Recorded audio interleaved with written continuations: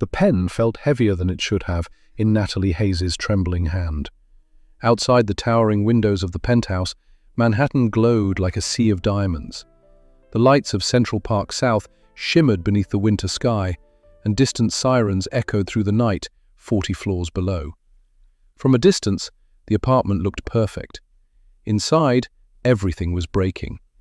Natalie stood beside the long marble table in the living room, staring at the stack of legal documents spread before her. The words blurred together: transfer of assets, custody modifications, executive removal. Each page erased a piece of the life she had spent 10 years building. Across the room, Brandon Pierce poured himself another drink. The amber whiskey caught the soft glow of the chandelier as it slid into the crystal glass. He didn't rush. He never rushed. That calm confidence had once been the reason she fell in love with him. Now it felt like ice. "Brandon, please," Natalie said quietly, her voice barely carried across the massive room. "We can talk about this tomorrow."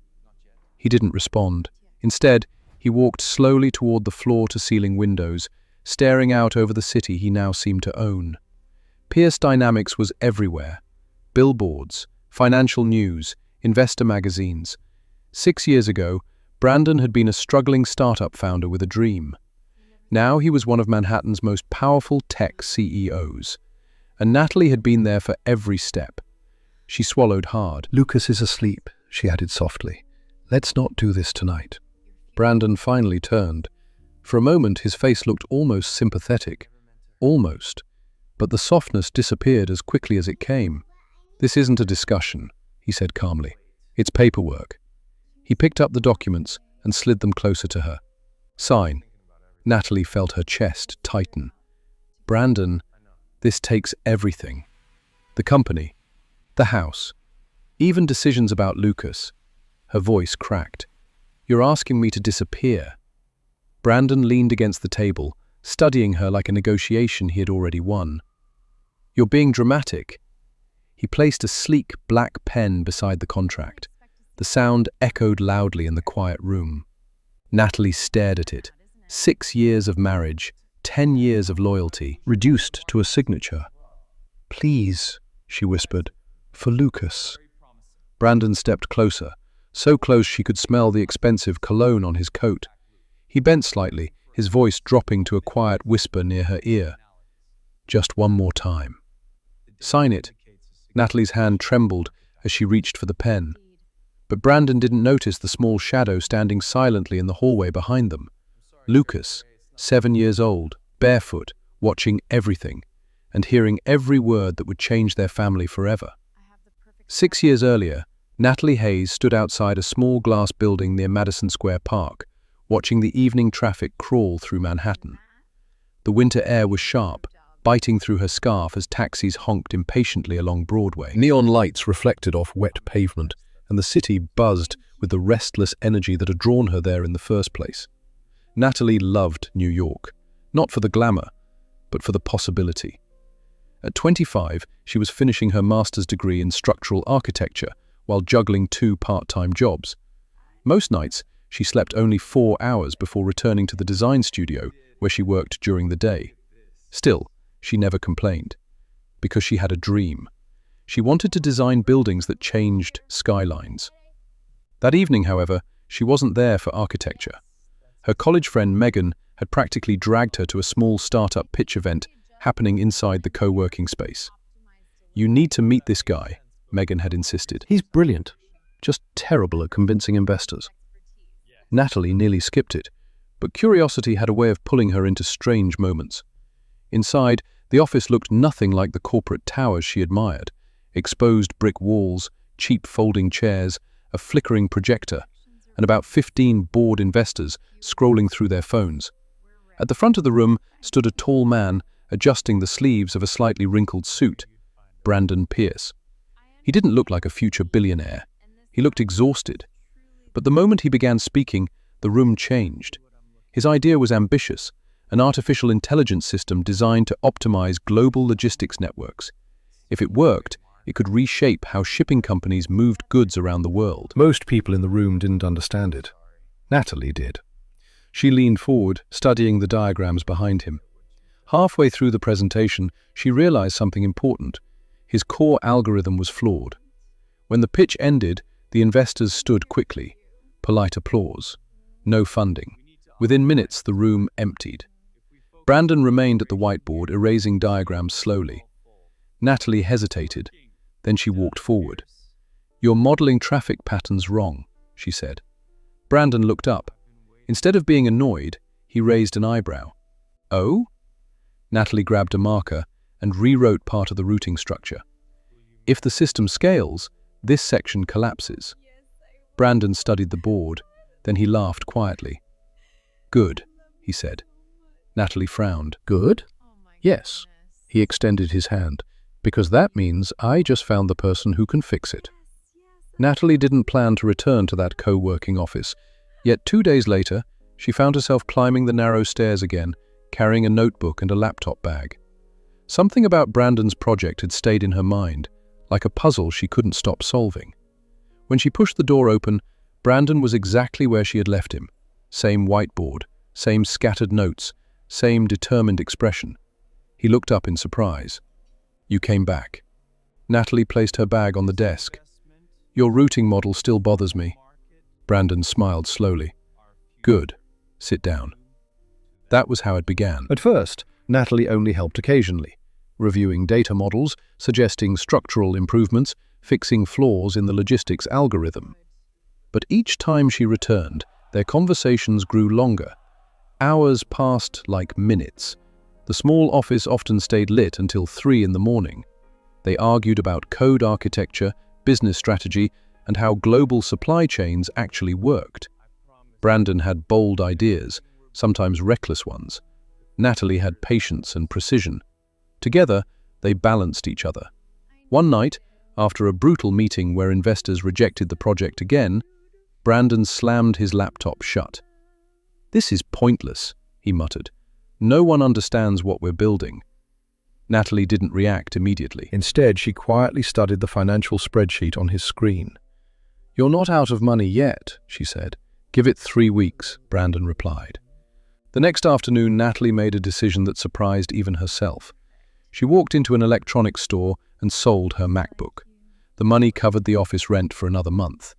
When Brandon discovered what she had done, he stared at her in disbelief. "You sold your laptop?" Natalie shrugged lightly. "You needed time." Brandon was silent for a long moment. Then he said something he had never told anyone before. "If this works, I'll spend the rest of my life making sure you never regret helping me." For a while, it looked like he meant it. The following year was relentless. Pierce Dynamics grew slowly at first. A small shipping company signed their first contract. Then another client followed. Late nights turned into real progress. Investors began calling. The tiny startups suddenly mattered. By the 3rd year, their platform was used by dozens of companies across the country. Brandon moved the company into a sleek office tower on Park Avenue. Standing by the windows overlooking Manhattan, he handed Natalie a small velvet box. Inside was a ring. "I couldn't have built this without you," he said. Natalie believed him. Back then, she believed everything he said. Success arrived slowly at first, almost quietly. Then suddenly, it was everywhere. Pierce Dynamics began appearing in business magazines across Manhattan. Investors who once ignored Brandon were now competing for meetings. Financial podcasts praised the company's logistics platform as the future of global supply networks. For Brandon, the transformation was intoxicating. For Natalie, it was overwhelming. Their small startup office was replaced by a sleek glass headquarters on Park Avenue. The building lobby smelled of polished marble and expensive coffee. Security guards greeted Brandon by name, and assistants followed him through the halls, carrying tablets and schedules. The man who once slept on a couch beside his laptop was now being called a visionary. Natalie watched it happen from the side. At first, nothing between them changed. Brandon still worked late nights. They still ate takeout on the living room floor of their apartment. But the pace of their lives began to shift. Investor dinners replaced quiet evenings. Industry conferences replaced weekends together, and cameras began following Brandon everywhere. One evening, after returning from a technology summit in San Francisco, Brandon surprised Natalie with tickets to a formal gala at the Plaza Hotel. "You deserve to see what we've built," he told her. Natalie had never attended anything like it. The ballroom glittered with chandeliers. Women in designer gowns drifted across polished floors, while powerful executives discussed billion-dollar deals over champagne. Brandon fit into that world effortlessly. Natalie noticed the way people gathered around him, how they laughed at his jokes, how they listened carefully when he spoke. For the first time, she realized Brandon was becoming someone larger than the life they had started together. Later that night, as they stood outside the hotel overlooking Central Park, Brandon pulled her closer. "We're just getting started," he said confidently. Natalie smiled. "I know." Within a year, their lives changed again. Their son Lucas was born on a quiet spring morning. For a while, everything felt balanced again. Brandon held the baby with careful hands, staring down at his son with disbelief. "I want him to have everything we didn't," he said softly. She believed the long nights were worth it.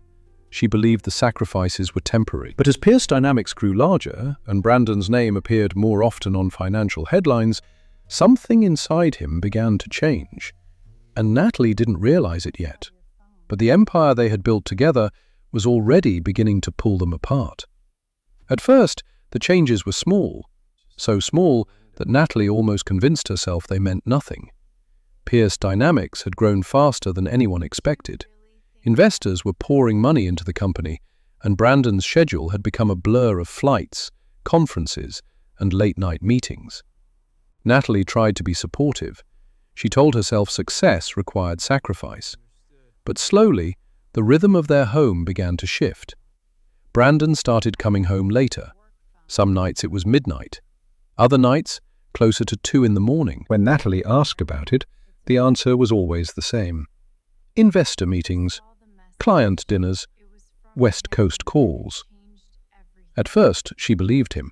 After all, she knew how demanding the company had become.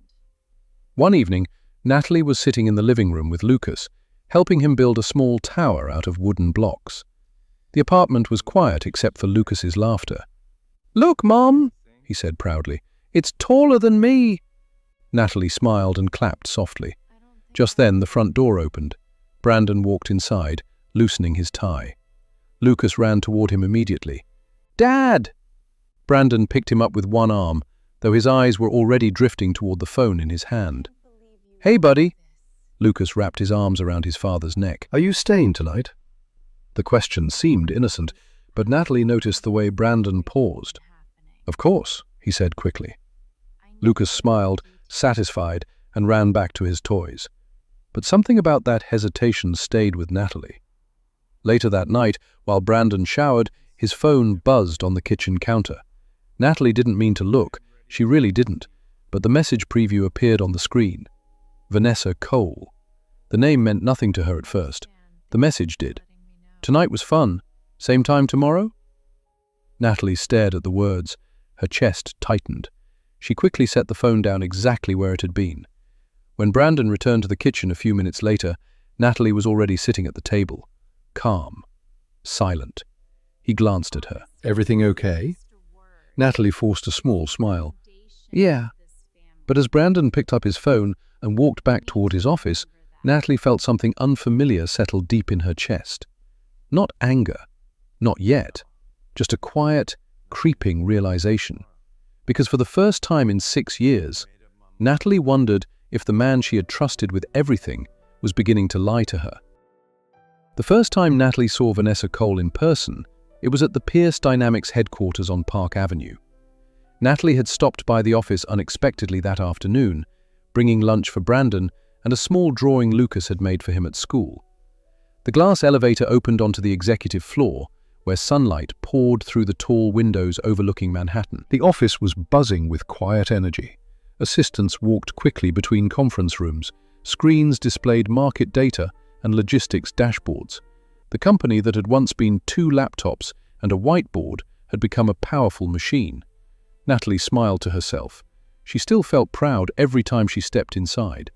As she approached Brandon's office, she heard laughter. Not the polite kind, the comfortable kind. She paused at the doorway. Inside the office stood Brandon and a woman Natalie had never seen before.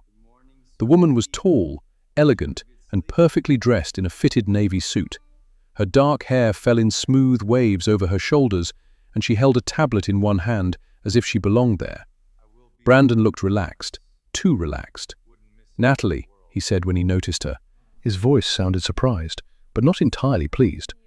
Natalie stepped inside slowly. "I brought lunch," she said. She held up the paper bag and Lucas's drawing. The woman turned toward her with a polite smile. "Hi," she said smoothly. "You must be Natalie." Her tone suggested she already knew exactly who she was. Brandon cleared his throat. "This is Vanessa Cole," he explained, "our new head of public relations." Vanessa extended her hand confidently. "It's really nice to finally meet you," she said. Natalie shook it. Her grip was warm, professional, but something about the moment felt strange. Vanessa didn't behave like someone meeting the CEO's wife for the first time. She behaved like someone who had already heard many stories. Natalie forced a friendly smile. "Welcome to Pierce Dynamics," she said. Vanessa glanced at Brandon briefly before answering. "Thank you. Brandon and I have been working closely for the past few weeks." The way she said his name didn't go unnoticed. Brandon quickly changed the subject. "Lucas drew that?" Natalie nodded and handed him the paper. A stick-figure family stood beneath a big sun, 3 figures holding hands. Natalie, Brandon. Brandon smiled at the drawing, but Natalie noticed something. Vanessa was watching them, not with jealousy, not with curiosity, but with the quiet confidence of someone who already believed she belonged in that room. Natalie felt a faint chill run through her chest, and she suddenly understood something important. The message on Brandon's phone had not been an accident. For 2 weeks after meeting Vanessa Cole, Natalie tried to convince herself she was imagining things. Brandon insisted Vanessa was simply part of the company's expansion. Pierce Dynamics was growing rapidly, and the media attention around Brandon had become overwhelming. "We need someone managing public perception," he explained one night while scrolling through emails on his tablet. Natalie nodded. That made sense. Still, something inside her remained uneasy. The small details were what bothered her most. Vanessa's name appearing frequently on Brandon's calendar. Late-night strategy calls that stretched past midnight. Text notifications Brandon quickly silenced whenever Natalie walked into the room. Each moment alone meant nothing. Together they formed a pattern Natalie couldn't ignore. One Thursday evening, Brandon told her he had an investor dinner downtown. "Don't wait up," he said, grabbing his coat. "It might run late." Lucas hugged him goodbye near the door. "Good night, Dad." Brandon kissed the top of his son's head. "Good night, buddy." The apartment grew quiet after he left. Natalie spent the evening helping Lucas finish a school project before finally putting him to bed. By 11:30, the penthouse was silent, except for the distant hum of traffic far below. Natalie walked into the kitchen to make tea. That was when she noticed Brandon's tablet sitting on the counter. He almost never forgot it. The screen lit up. A message appeared. "Vanessa." Natalie froze. She knew she shouldn't look. She truly did. But something inside her pushed past hesitation. She picked up the tablet and unlocked it.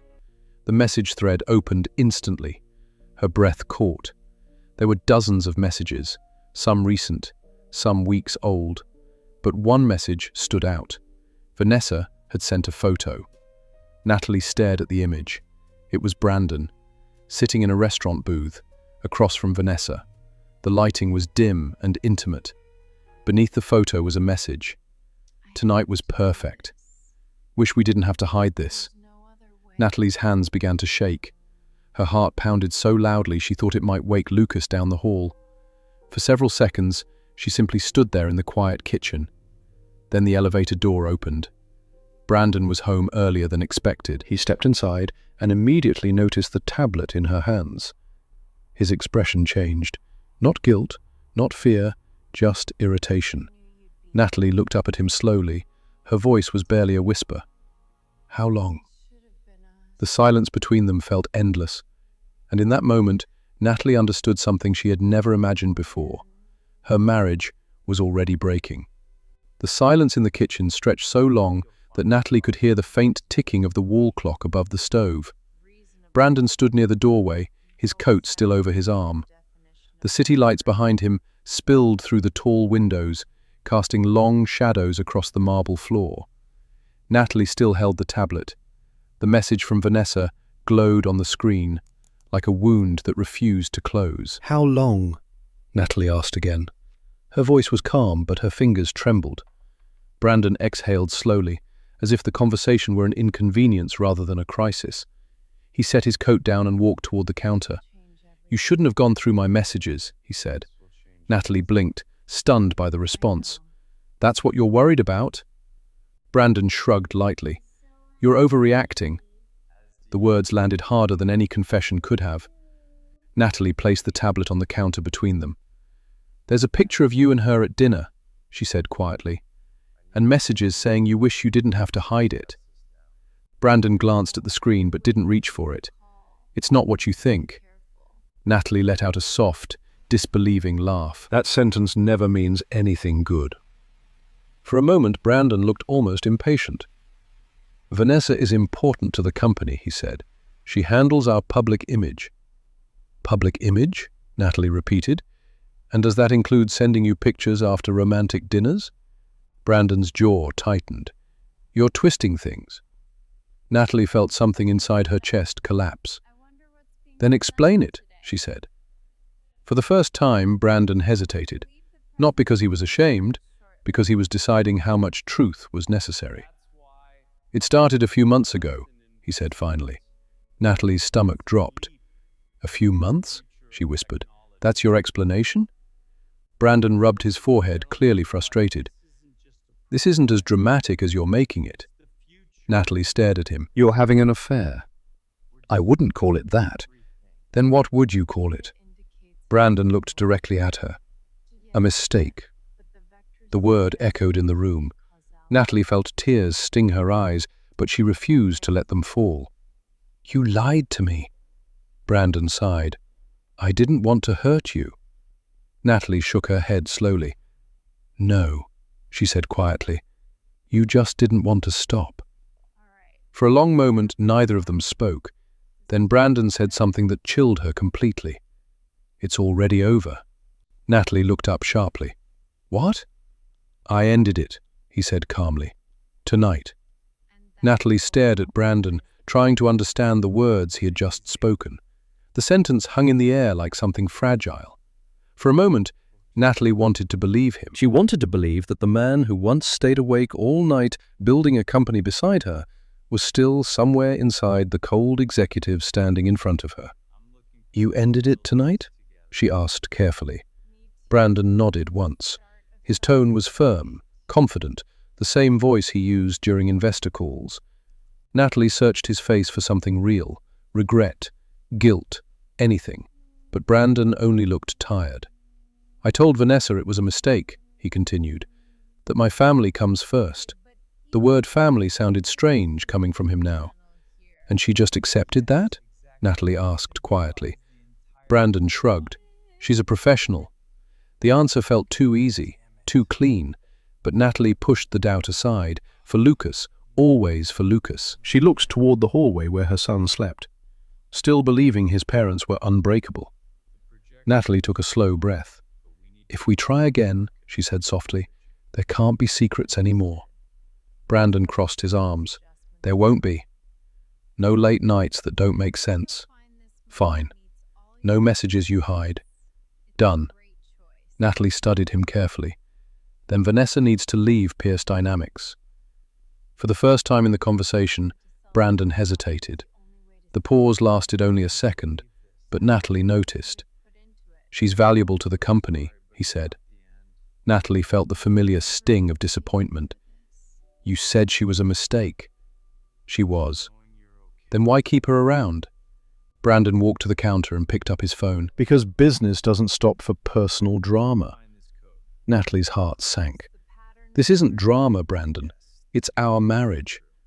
Brandon met her gaze. "And I'm still here, aren't I?" The question silenced the room. For a moment, Natalie wondered if she was asking for something impossible. But then she thought about Lucas again, about the life they had built, about the years they had survived together. Slowly, she nodded. "Okay," she said. "We try again." Brandon relaxed slightly, as if the crisis had passed. He stepped forward and kissed the top of her head.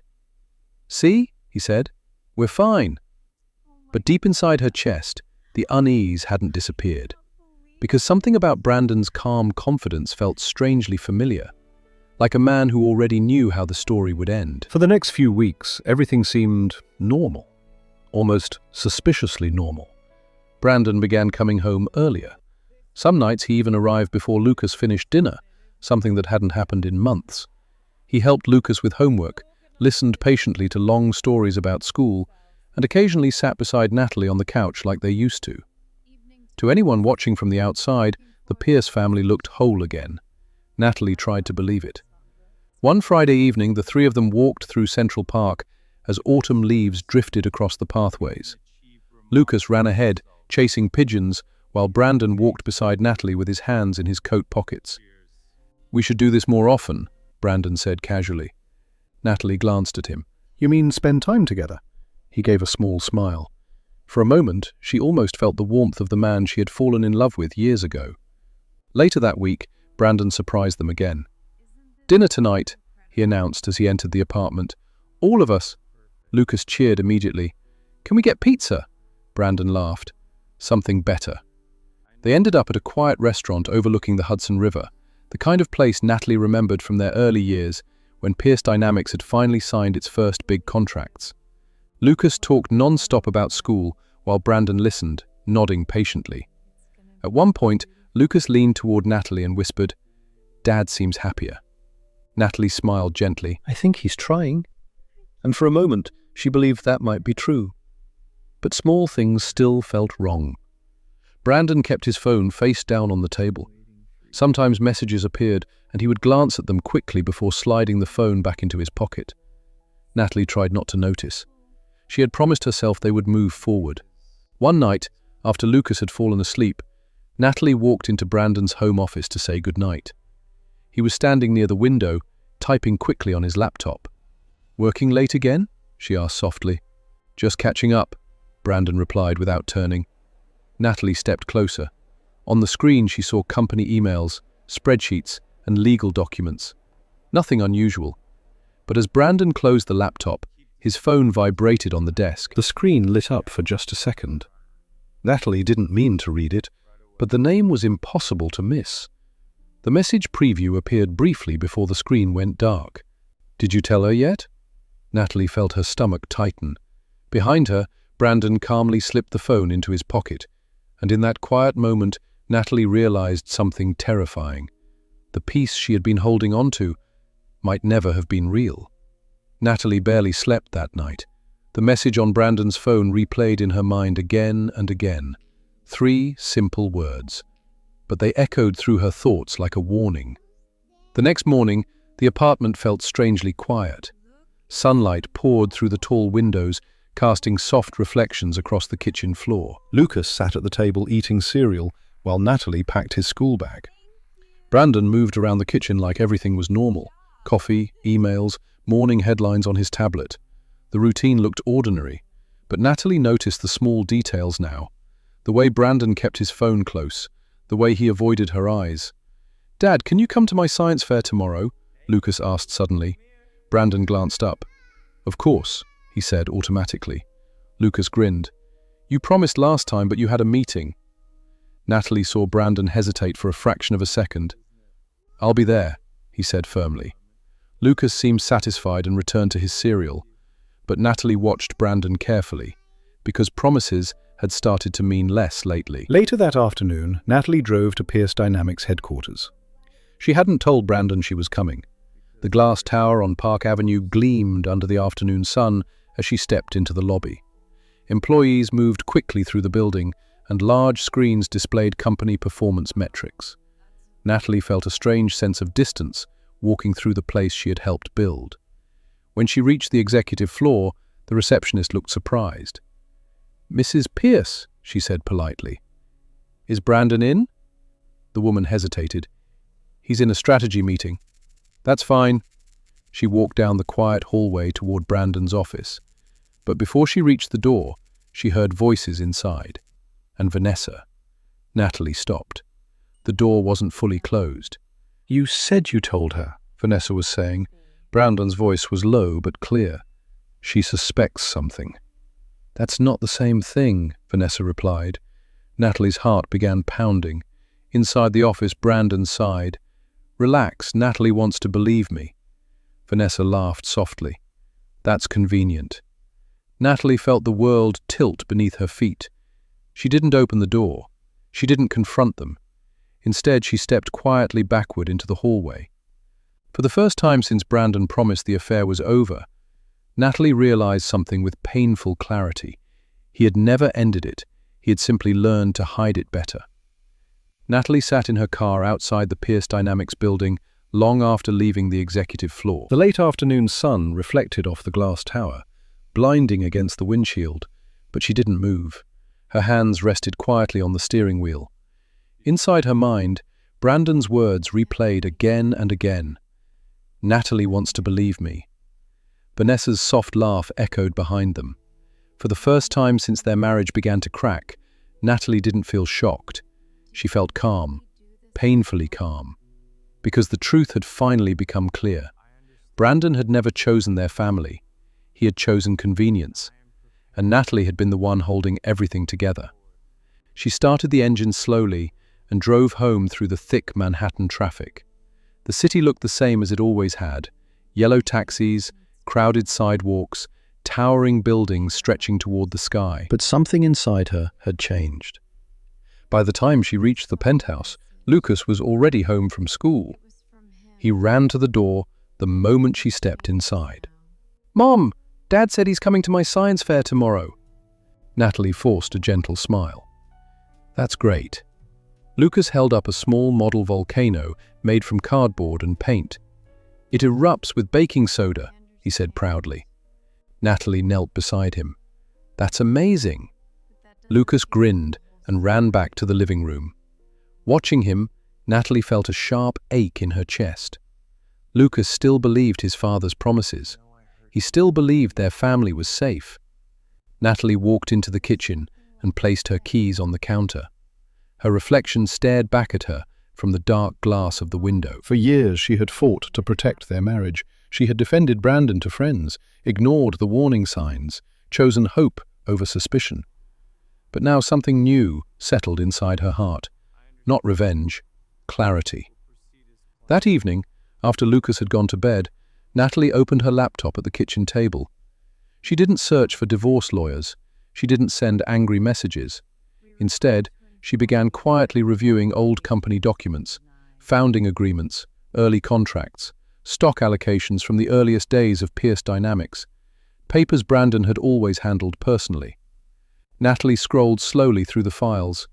Then she paused. One document caught her attention.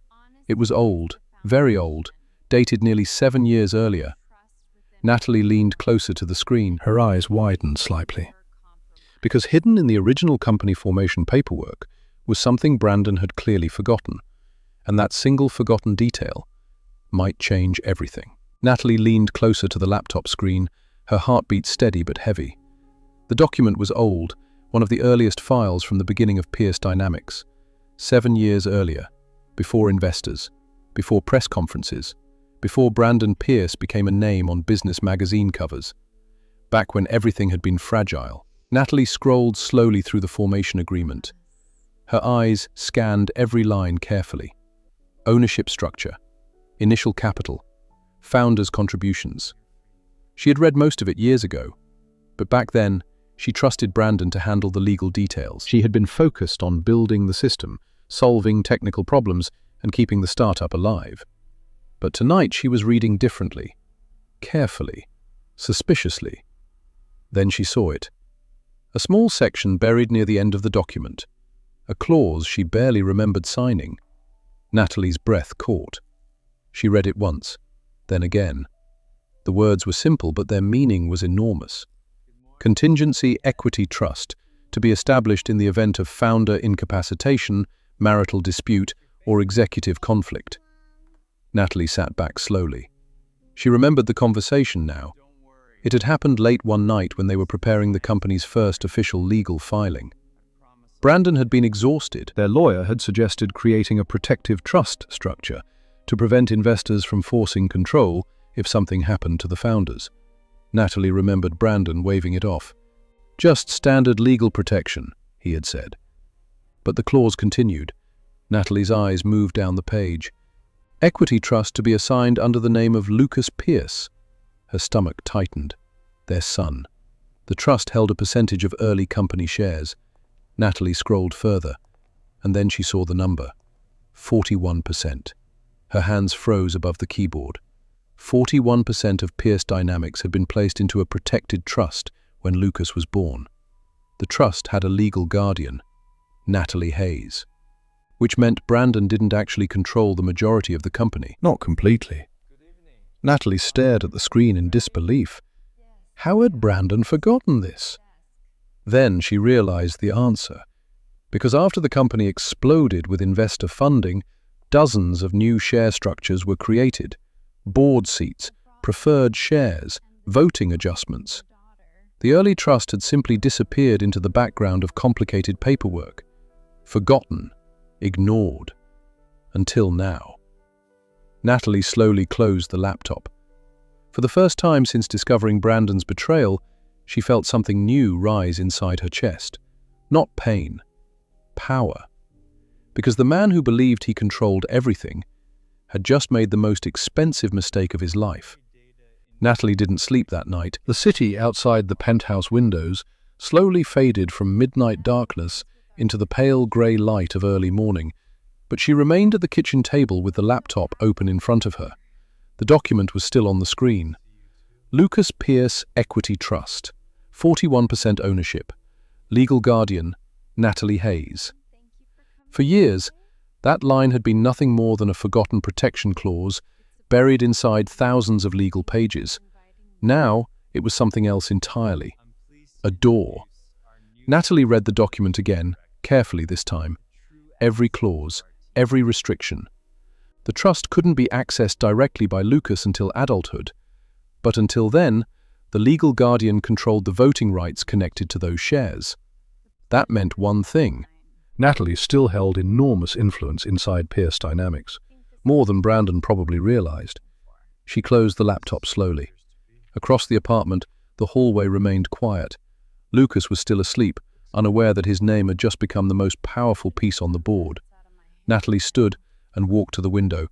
The sun was rising over Manhattan, casting golden light across Central Park. For years, she had fought to protect her marriage, to keep their family together, to believe Brandon would eventually choose them. But now the truth was impossible to ignore. He had already made his choice, and Natalie finally understood something important. Protecting her son didn't mean protecting Brandon anymore. Later that morning, Natalie dropped Lucas off at school as usual. He hugged her tightly before running toward the building with his backpack bouncing behind him. "Don't forget the science fair tonight," he called. "I won't," Natalie promised. When Lucas disappeared inside, Natalie returned to her car. Instead of driving home, she headed downtown. The building she stopped at was smaller than Pierce Dynamics' shining tower, but far older. The brass sign beside the door read Mercer Capital. Natalie hesitated for a moment before entering. The receptionist looked up politely. "Good morning." "I'd like to see Julian Mercer," Natalie said. The woman blinked slightly. "Do you have an appointment?" Natalie shook her head. "No." The receptionist reached for the phone.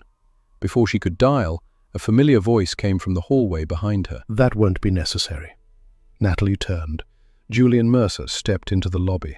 His sharp eyes met hers with quiet surprise. "Natalie Hayes," he said softly. "I wondered when you'd finally come looking for me." Julian Mercer studied Natalie for a long moment before speaking again. 7 years had passed since they last stood in the same room, but he recognized the same determined look in her eyes immediately. "You look exactly like someone who just discovered something important," Julian said calmly. Natalie gave a small, tired smile. "That obvious?" Julian gestured toward the hallway behind him. "Come upstairs." The Mercer Capital office felt different from the loud energy of Pierce Dynamics. It was quieter, more controlled, filled with dark wood furniture and wide windows overlooking Lower Manhattan. Julian closed the door to his office once they entered. For a moment, neither of them spoke. Finally, Natalie placed her laptop on the desk and opened the document she had found. Julian leaned forward slightly. He didn't look surprised. "You remember this?" Natalie said. Julian nodded. "Of course." Natalie frowned. "You knew about the trust, and you never told me?" Julian rested his hands on the desk. "Natalie, you signed the agreement." "I barely remember it." "That was the point." "What do you mean?" Julian turned the laptop slightly and pointed at the clause. 7 years ago, Brandon was brilliant," he said quietly. "But he was also reckless. Investors were already worried about how much control he wanted." Natalie listened carefully. "The trust was designed to protect the company if something went wrong between the founders," Julian continued.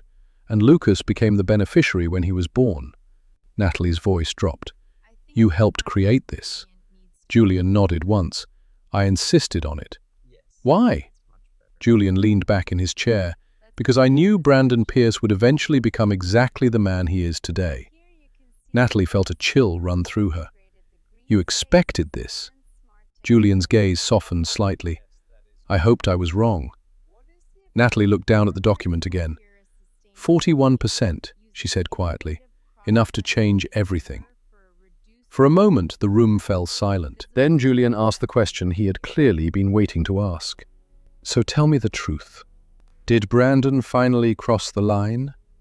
Natalie thought about the messages, the lies, the conversation she had overheard outside Brandon's office, and the night in the penthouse that still echoed in her mind. "Yes," she said. Julian exhaled slowly. "Then it's time." Natalie looked up. "For what?" Julian met her eyes calmly. "For Brandon Pierce to learn he never owned the empire you built together." 3 days later, the email went out to every executive at Pierce Dynamics. Emergency shareholder meeting, executive boardroom, 10 a.m. Brandon Pierce stood at the head of the long glass conference table overlooking Manhattan. 47 floors above Park Avenue, the skyline stretched endlessly behind him, like a symbol of everything he had built. Around the table sat the company's most powerful investors, board members, legal advisors, senior executives. Vanessa Cole sat 2 chairs to Brandon's right, scrolling quietly through notes on her tablet. Brandon adjusted the cuff of his tailored suit and cleared his throat. "Thank you all for coming on such short notice," he began confidently. A large screen behind him displayed company performance charts and financial projections. "Pierce Dynamics is entering its most important growth phase yet," Brandon continued. "But to move forward efficiently, we need structural changes in leadership and voting control." Several board members exchanged curious glances. Brandon pressed a button on the remote in his hand. A legal document appeared on the screen. "Effective immediately," he said smoothly. "We will be restructuring early ownership allocations that no longer reflect operational leadership." Everyone in the room knew exactly what that meant. The co-founder, who had quietly stepped away from daily operations years earlier. Vanessa leaned slightly toward Brandon and whispered, "You're sure this clears everything?" Brandon nodded without looking at her. "Completely." He turned back to the board. "The original founder agreements contain outdated clauses that could create legal complications," he explained. "Today, we'll finalize the adjustments." One of the older investors raised an eyebrow. "And Mrs. Hayes?" Brandon smiled faintly. "She no longer holds any voting influence." At that exact moment, the boardroom doors opened. The quiet click echoed across the glass walls. Every head turned. Natalie Hayes stepped into the room. She wore a simple dark coat, her expression calm. Beside her stood Julian Mercer. The room went completely silent. Brandon froze. "Natalie?" he said sharply. Julian walked forward without hesitation. "I believe this meeting concerns shares that legally belong to my client," he said calmly. "You're mistaken." Julian placed a thin folder on the table. "I don't think I am." Natalie looked around the boardroom slowly. Every investor, every executive. Then her eyes returned to Brandon. "For years," she said quietly, You believed you controlled Pierce Dynamics. She paused. But today, Julian opened the folder. You're going to discover something very expensive you forgot. The boardroom fell into complete silence. Every executive, investor, and advisor at the long glass table stared at the folder Julian Mercer had just opened. Brandon Pierce remained frozen at the head of the table. That's impossible, he said sharply. Julian didn't raise his voice. He simply slid a single document across the polished surface toward the closest board member. Pierce Dynamics Founders Contingency Trust Agreement, Julian said calmly. The older investor beside him adjusted his glasses and began reading. Within seconds, the man's eyebrows lifted. Another board member leaned forward. What exactly is this? Someone asked. Julian gestured toward Natalie.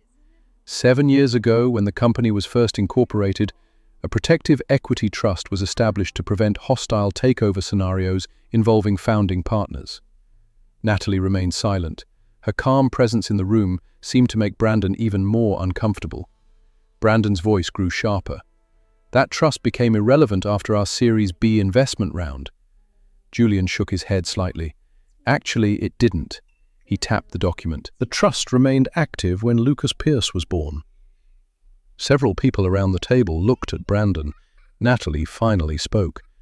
The trust holds 41% of Pierce Dynamics' original equity. The words dropped into the room like a stone. One of the investors leaned back in his chair. 41%? Correct. And the legal guardian of that trust, he turned the page so everyone could see the signature line, is Natalie Hayes. Brandon's face drained of color. That's absurd, he snapped. Those shares were diluted years ago. Julian folded his hands. Only the external investor shares were diluted. He looked around the room.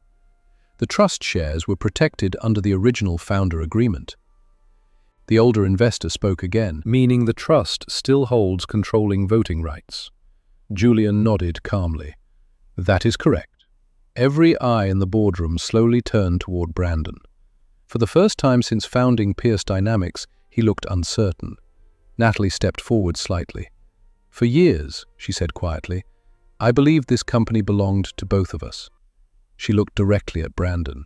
But you spent the last year trying to erase me. Julian placed another document on the table. Therefore, he said clearly, the trust is exercising its voting authority today. The boardroom felt electric. One investor asked the obvious question. And what vote is being called? Natalie's voice was steady. A leadership review. She met Brandon's stunned gaze, starting with the CEO. The tension inside the boardroom was almost physical. No one moved. No one spoke. For years, Brandon Pierce had been the most powerful man in that room. Investors trusted his instincts. Executives followed his decisions without hesitation. Pierce Dynamics had grown into a billion-dollar empire under his leadership. And now, for the first time, that control was slipping. Brandon slowly straightened his posture. This is ridiculous, he said sharply. He looked around the table, searching for support. You all know how this company operates. Natalie hasn't been involved in day-to-day operations for years. Several board members avoided his gaze. Julian Mercer remained calm. Operational involvement isn't the issue, Julian said. Ownership is. The older investor at the far end of the table cleared his throat. If the trust truly controls 41% of the original equity, then legally, he paused, this vote must proceed. This is a technicality, Natalie spoke before anyone else could respond. This is accountability. The room went silent again. Julian placed a printed ballot sheet in front of each board member. Motion for leadership review of CEO Brandon Pierce, he announced clearly. The investors looked at each other uneasily. Some had worked with Brandon for years. Others had made fortunes through Pierce Dynamics. But everyone in that room understood one thing. Power had shifted. The vote began. One by one, the board members marked their ballots. The quiet scratching of pens echoed across the glass table. Brandon stood perfectly still. Vanessa, seated beside him, stared at the table with growing unease. Natalie watched calmly from the other side of the room. She wasn't smiling. She wasn't angry. She simply looked finished. When the final ballot was collected, Julian reviewed the results carefully. The silence stretched unbearably long. Then he looked up. The motion passes. A ripple moved through the room. Brandon's expression hardened. "You can't remove me from my own company." Julian slid another document across the table. "Actually, we can." He turned the paper so Brandon could read the final line. "Effective immediately, Brandon Pierce is removed as Chief Executive Officer of Pierce Dynamics." The words landed like a hammer. Around the room, several investors shifted uncomfortably. Vanessa slowly pushed her chair back from the table. Brandon looked at Natalie. For the first time since she walked into the boardroom, he truly saw her. And he realized something too late. The woman he thought he had erased had just taken back everything. The boardroom emptied slowly. No one wanted to be the first to leave. Moments earlier, Brandon Pierce had been the most powerful man in the building. Now executives avoided eye contact as they gathered their papers and quietly slipped out of the room. Power had a strange way of disappearing once it changed hands. Brandon remained standing at the head of the table. The city skyline behind him looked exactly the same as it had an hour earlier. But everything else was different. Vanessa was the first to move. She stood up carefully, smoothing the sleeve of her blazer. Brandon turned toward her immediately. "Sit down," he said coldly. "We're not finished here." Vanessa didn't sit. In fact, she took a small step away from the table. Her expression had changed completely. The confident smile Brandon once admired was gone. In its place was something colder, professional distance. "I think we are finished," she said calmly. Brandon stared at her. "What does that mean?" Vanessa picked up her tablet and slid it into her bag. "It means Pierce Dynamics no longer needs my services." Julian raised an eyebrow slightly. Natalie watched silently. "You were working for me." Vanessa shook her head. Her words were almost casual. "I was working near you." Brandon frowned. "What is that supposed to mean?" Vanessa glanced briefly at Julian before answering. "It means the consulting contract I signed was temporary and highly profitable." Brandon's face darkened. "You used me." Vanessa smiled faintly. "Brandon, you built an empire on leverage and strategy." She shrugged lightly. "I learned from the best." Vanessa walked toward the door without another word. Brandon called after her. "Vanessa!" She paused briefly at the exit, but didn't turn around. "Good luck," she said. Then she left. The door closed quietly behind her. Brandon slowly turned back toward the room. Only 3 people remained: Julian and himself. For the first time since the vote, Brandon looked uncertain. "Is this what you wanted?" he asked Natalie. Her voice was calm. "Then what?" Natalie looked around the empty boardroom, at the empire they had once built together. "I wanted you to remember who helped you build it. But now," Natalie turned toward the door, "I just want to walk away." 1 year later, autumn sunlight filtered through the golden leaves of Central Park, casting soft shadows along the walking paths. The air smelled of crisp leaves and distant coffee stands, and the city felt calmer than Natalie Hayes had ever remembered. Lucas ran several steps ahead, kicking a pile of fallen leaves into the air. "Mom, look!" he shouted. The leaves exploded around him like tiny sparks of orange and red. Natalie laughed softly. "I see it." Lucas spun around, breathless with excitement. "Did you see the volcano at the science fair video? My teacher put it on the school website." Natalie smiled proudly. "I watched it twice." Lucas grinned before running ahead again. Behind Natalie, Julian Mercer walked at an easy pace with his hands in his coat pockets. For a while, neither of them spoke. The quiet between them felt comfortable rather than awkward. Finally, Julian glanced toward Lucas. "He's grown a lot this year," he said. "He's happier." Julian looked at her. "And you?" Natalie paused for a moment, watching her son race toward a nearby bridge. The past year had changed everything. Pierce Dynamics had survived the leadership change, the board appointed a new CEO, and the company stabilized quickly under professional management. Brandon Pierce disappeared from headlines not long after the board vote. Rumors of financial investigations followed, but Natalie had stopped paying attention months ago. For the first time in years, her life no longer revolved around his decisions. Instead, she had opened a small architecture studio downtown, Hayes Design Group. The company wasn't enormous, but it was hers. Natalie turned back toward Julian. "I think I finally understand something," she said. Julian raised an eyebrow. "What's that?" "Walking away isn't losing." Julian nodded slowly. "I figured that out a long time ago." Lucas ran back toward them, slightly out of breath. "Mom," he said suddenly. "Yes?" Lucas hesitated before asking the question that had clearly been on his mind. "Are we still a family?" Natalie knelt down and brushed a strand of hair from his forehead. "We always were," she said softly. Lucas smiled. Julian met Natalie's eyes quietly. And for the first time since everything had fallen apart, the future didn't feel uncertain. It felt open.